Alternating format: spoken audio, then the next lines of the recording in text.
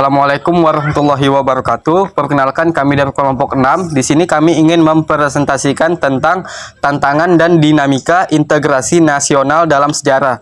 Sebelum itu, perkenalkan, saya Wira Hadi Maulana. Saya Lulu Mutahira. Saya Kristiana.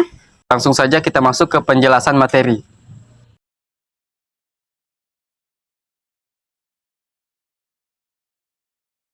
Baik, pada materi pertama saya akan menjelaskan mengenai dinamika integrasi nasional.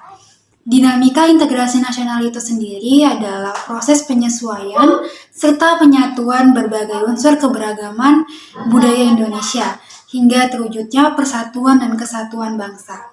Sejarah menyatakan atau menjelaskan bahwa bangsa kita sudah mengalami pembangunan integrasi sebelum bernegara Indonesia yang merdeka pada tahun 1945. Ada 3 model integrasi dalam sejarah perkembangan integrasi di Indonesia, yakni yang pertama yaitu model integrasi Imperium Majapahit, yang kedua yaitu model integrasi kolonial, dan yang ketiga yaitu model integrasi nasional Indonesia. Baik, saya akan menjelaskan model integrasi yang pertama yaitu model integrasi Imperium Majapahit. Model integrasi yang pertama ini bersifat kemaharajaan atau Imperium Majapahit. Struktur kemaharajaan yang begitu luas berstruktur konsentris. Dimulai dari konsentris yang pertama yaitu wilayah inti kerajaan, konsentris yang kedua yaitu di wilayah luar Jawa, dan konsentris yang ketiga yaitu negara-negara sahabat. Selanjutnya adalah model integrasi yang kedua yaitu model integrasi kolonial. Model integrasi kedua ini lebih tepat disebut dengan integrasi atas wilayah Hindia Belanda, baru sepenuhnya dicapai pada abad ke-20 dengan wilayah yang terentang dari Sabang sampai Merauke. Model integrasi yang ketiga ini yaitu model integrasi nasional Indonesia. Model integrasi ketiga ini merupakan proses berintegrasinya bangsa Indonesia sejak bernegara merdeka pada tahun 1945. Meskipun sebelumnya ada model integrasi kolonial, namun integrasi model ketiga ini berbeda dengan model integrasi kedua. Model integrasi kedua dimaksudkan agar rakyat jajahan atau Hindia Belanda mendukung pemerintah kolonial melalui penguatan birokrasi kolonial dan penguasaan wilayah. Sedangkan model integrasi yang ketiga dimaksudkan untuk membentuk kesatuan yang baru, yakni bangsa Indonesia yang merdeka, memiliki semangat kebangsaan atau nasionalisme yang baru atau kesadaran kebangsaan yang baru. Selanjutnya akan dijelaskan oleh Saudara Wira. Sejak kita bernegara pada tahun 1945, upaya membangun integrasi secara terus-menerus dilakukan. Terdapat banyak perkembangan dan dinamika dari integrasi yang terjadi di Indonesia. Dinamika integrasi sejalan dengan tantangan zaman waktu itu.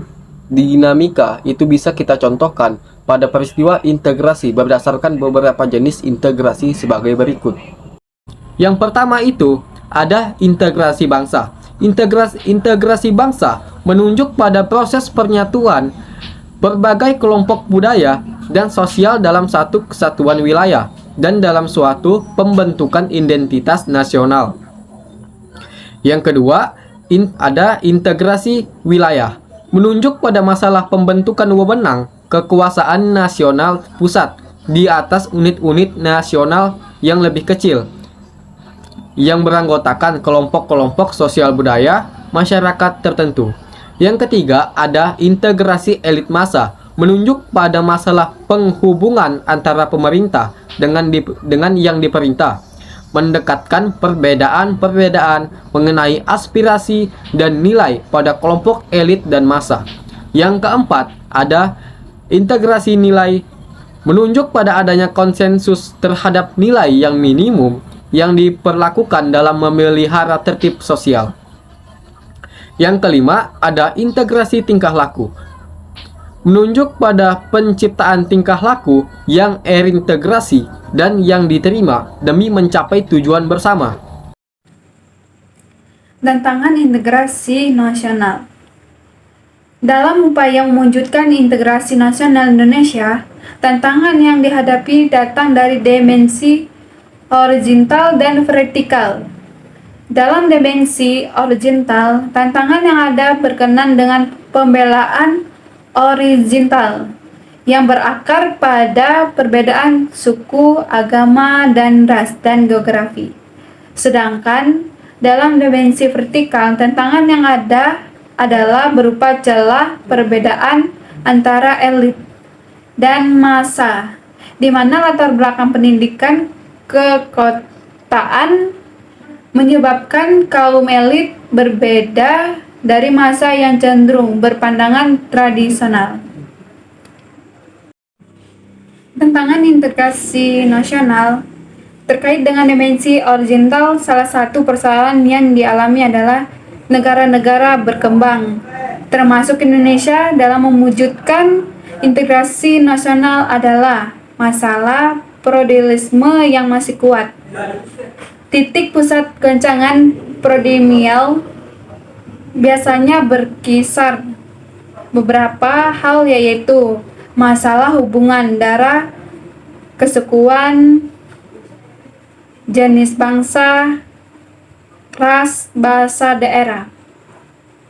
Terkait dengan dimensi vertikal, tantangan yang ada adalah kesediaan para pemimpin untuk terus-menerus bersedia berhubungan dengan rakyatnya.